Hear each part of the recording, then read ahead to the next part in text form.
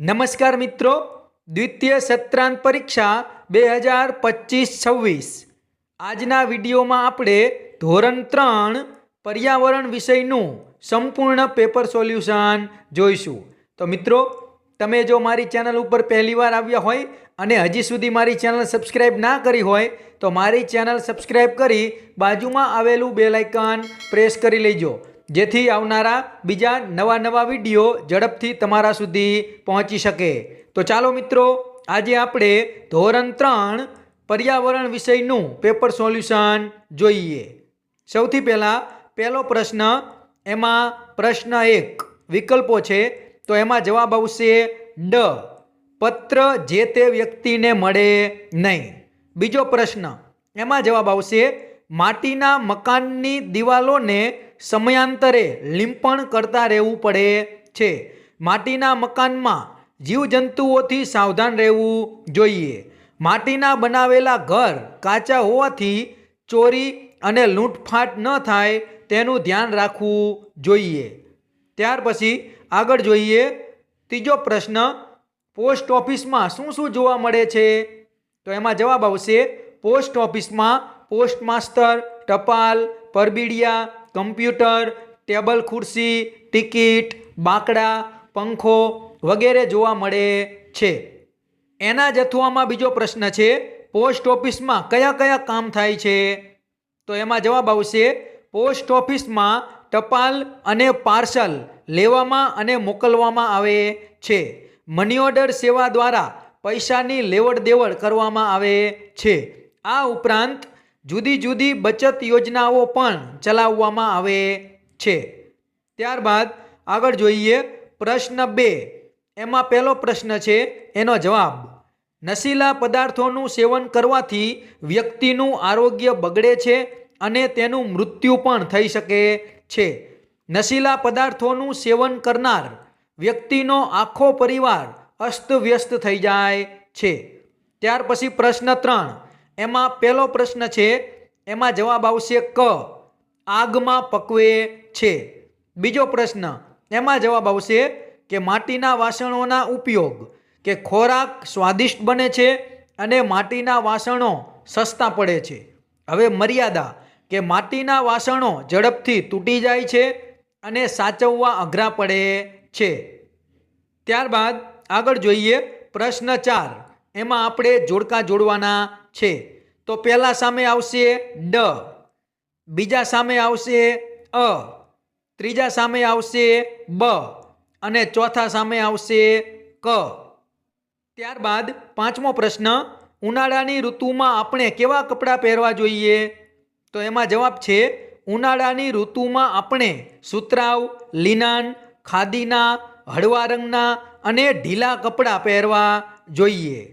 ત્યાર પછી આગળ જોઈએ પ્રશ્ન નંબર 6, ઓઢણીને આકર્ષક બનાવવા તમે શું કરશો? તો એમાં જવાબ આવશે ઓઢણીને એમ્બ્રોડરી મશીનથી છાપકામ કરી તેમાં આભલા અને ટીકા લગાવી આકર્ષક બનાવવામાં આવે છે। એના અથવામાં જ બીજો પ્રશ્ન છે કે કયા પ્રકારના કપડાં સીવ્યા વગર પણ પહેરી શકાય છે? તો એમાં જવાબ આવશે સાડી, ધોતી, લુંગી, પાઘડી અને શાલ જેવા વસ્ત્રો સીવ્યા વગર પહેરી શકાય છે। ત્યાર પછી પ્રશ્ન નંબર 5, માગ્યા મુજબ જવાબ લખો।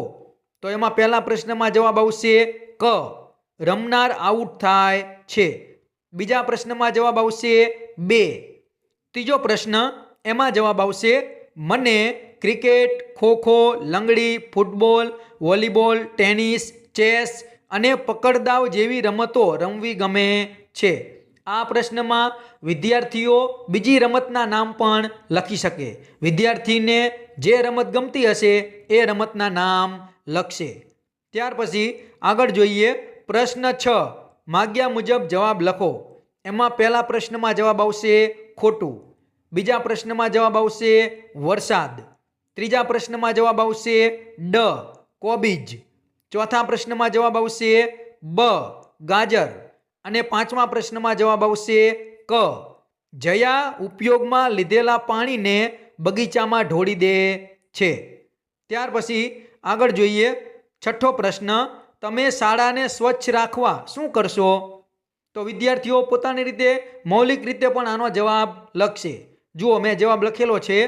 અમે શાળાને સ્વચ્છ રાખવા શાળાની નિયમિત સફાઈ કરીશું, કચરો કચરાપેટીમાં જ નાખીશું, નાસ્તો અને જમ્યા પછી બરાબર સફાઈ અને પોતા કરીશું.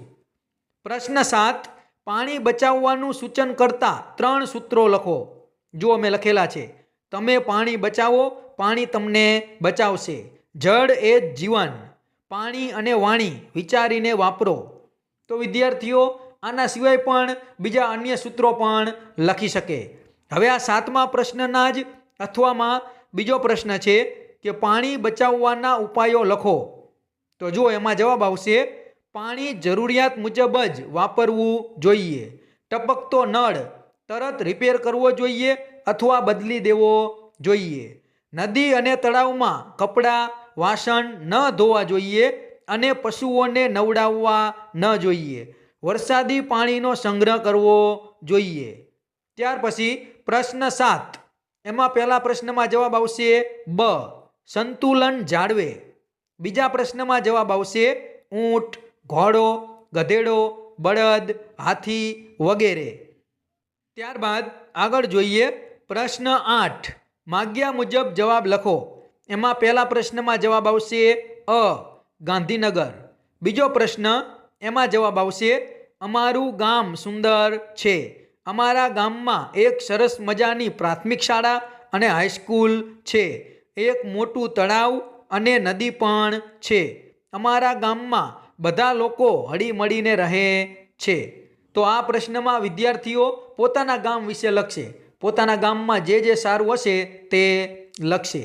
ત્યાર પછી પ્રશ્ન નંબર 9, માગ્યા મુજબ જવાબ લખો. તો એમાં પહેલા પ્રશ્નમાં જવાબ આવશે અ, ઝાડ. અને બીજા પ્રશ્નમાં જવાબ આવશે અ, કે તેઓ પર્યાવરણના ઝાડાનો એક ભાગ છે. તો મિત્રો, આ હતું ધોરણ 3 પર્યાવરણ વિષયનું પેપર સોલ્યુશન. મિત્રો, જો આ વિડીયો તમને પસંદ આવ્યો હોય તો વિડીયો જરૂરથી લાઈક કરજો, તમારા બીજા મિત્રોને શેર કરજો. અને તમે જો મારી ચેનલ ઉપર પહેલીવાર આવ્યા હોય તો મારી ચેનલ સબસ્ક્રાઈબ કરી બાજુમાં આવેલું બેલ આઇકન પ્રેસ કરી લેજો, જેથી આવનારા બીજા નવા વિડીયોની નોટિફિકેશન ઝડપથી તમને મળતી રહે. તો ચેનલ સબસ્ક્રાઈબ કરવાનું ભૂલતા નહીં. Thank you.